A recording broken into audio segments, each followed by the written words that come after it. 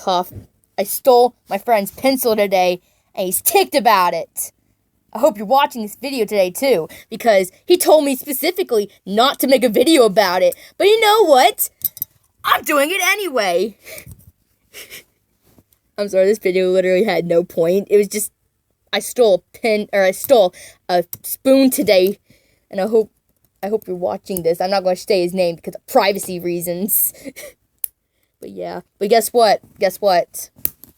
There. Now you're never getting